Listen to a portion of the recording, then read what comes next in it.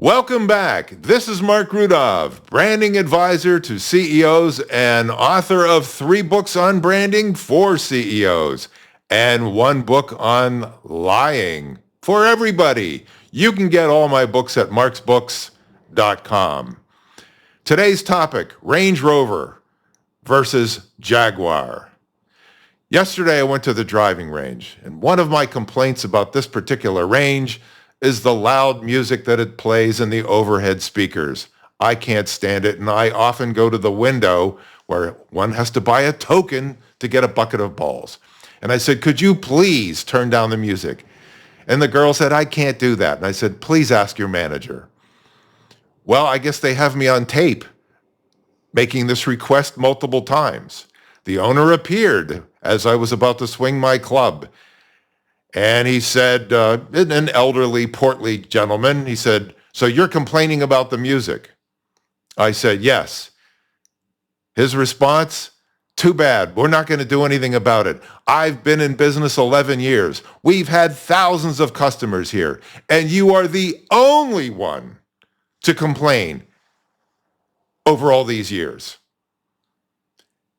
And I said, with all due respect, sir, most unhappy customers never complain.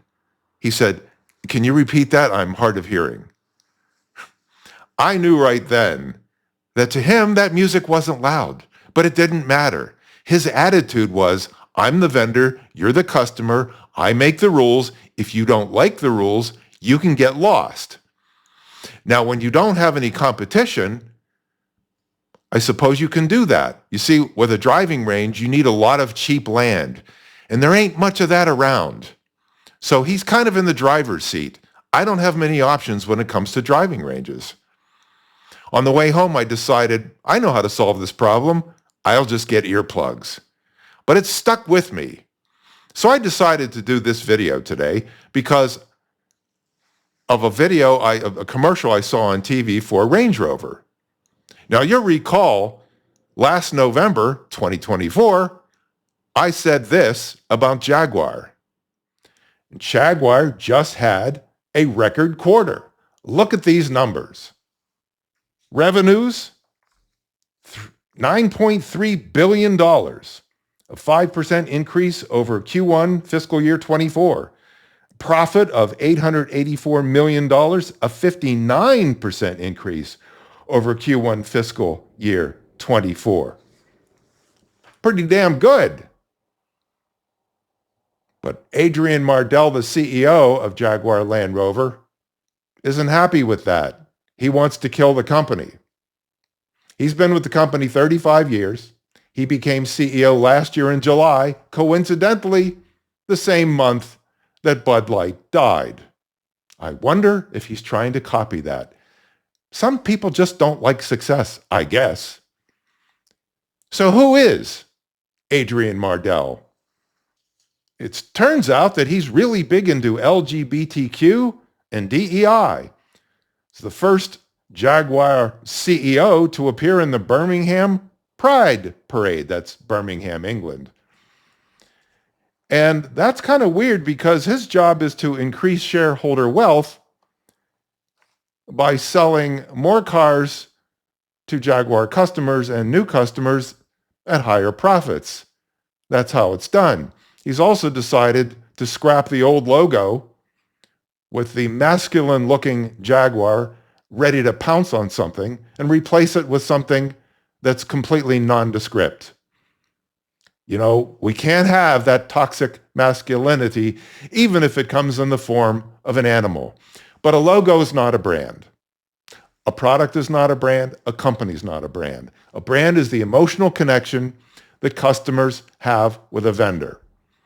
When it comes to Jaguar, there's been a reliability problem over the years. So if you want to fix something, you fix that. You fix the problem. You don't create a new one. But oh no, because of his LGBTQ orientation, he's decided to really stick it to his own company with this new 30-second spot.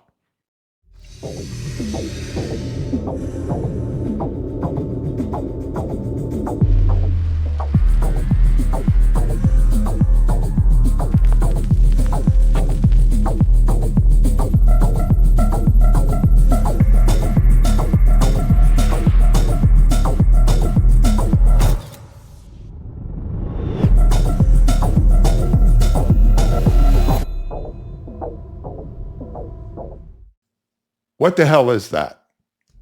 These are freaks of nature.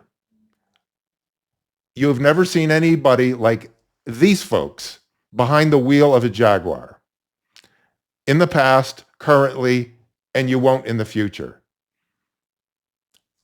What is Adrian Mardell trying to do? Other than destroy his company, I don't know. But he obviously has a staff of Gen Z know-nothings who pick up on his LGBTQ DEI vibes, and they produce this, and he says, oh, goody. This is going to make our company more successful. And he couldn't be more wrong. Well, I'm not ready to proclaim Jaguar dead today, but I will say this. If Mardell continues along this path, you can kiss Jaguar goodbye. And that's my message for today. When you do a commercial, two things are important. Who's the customer? Well, these people aren't. And what is the message? What are you selling? What value are you imparting?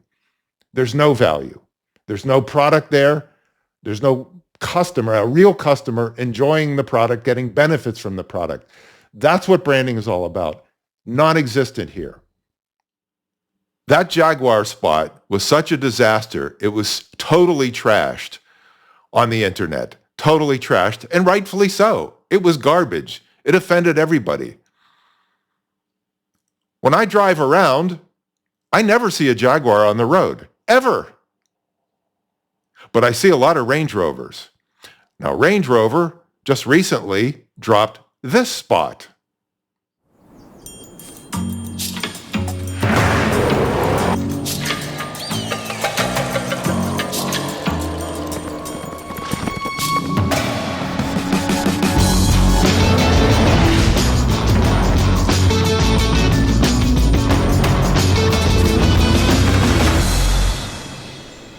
You found it then? Of course I did. Good boy. I thought it was a great spot. Why? Because it knows the customer, it addressed the customer, and in a very clever way, it showed you everything you need to know about the product. It's beautiful and it has a lot of power. And we see who the customer is. Very wealthy people who need telescopes to see the outer perimeters of their properties. That's the customer. And that's why it was so good. Jaguar and Range Rover are the same company. And yet they produced two entirely different spots. One was appealing to the customer base.